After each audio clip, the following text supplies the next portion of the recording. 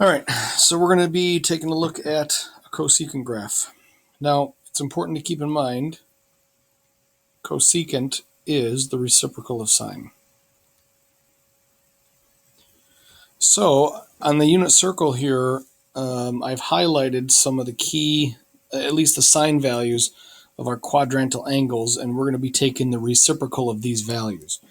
So as I look at 0, the reciprocal of 0 is 1 over 0, which is undefined. The reciprocal of 1 is just 1. The reciprocal of 0 here at pi is going to be undefined, and the reciprocal of negative 1 is just negative 1.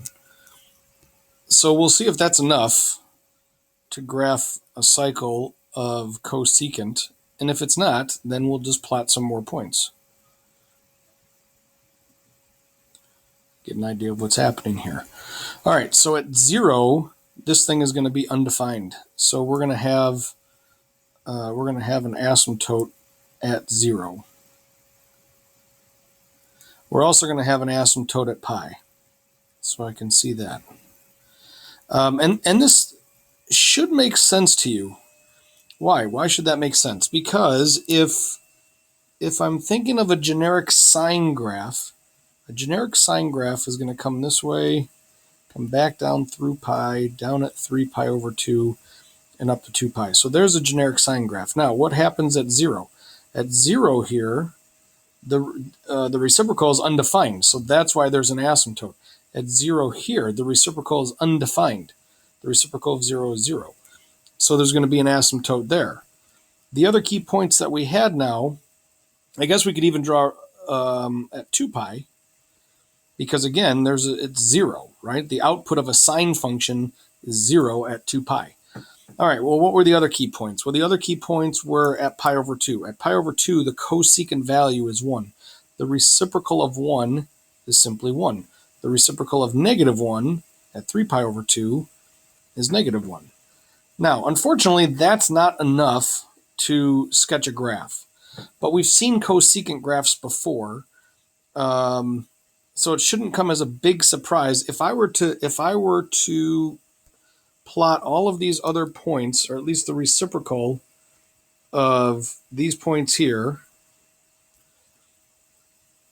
so what would those reciprocals be? Well, this would be 2 over 1, this would be 2 over radical 2, and this would be 2 over radical 3. And if we plotted those points on our x-axis here, pi over 4 is going to be there, pi over 6 is there, and pi over 3 is here. I don't want this to get too murky, but what's going to happen is you'll start seeing a pattern develop here if you plot these points of this thing going something like that. And if I were to plot the rest of those angles as we go around the unit circle, right, all these key angles as we go around this unit circle, you'll start noticing a pattern develop here and here and here, right? So between 0 and pi, this cosecant graph is going to do something like this. And between pi and 2 pi, what happens is it starts taking on this sort of shape, right? There's a pattern that develops.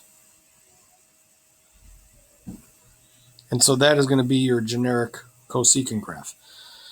Now, what would be a good exercise for you is to take this unit circle and try to find, make a graph for y equals secant of x, where you're taking the reciprocal of the cosine values. Give that a shot and see what happens.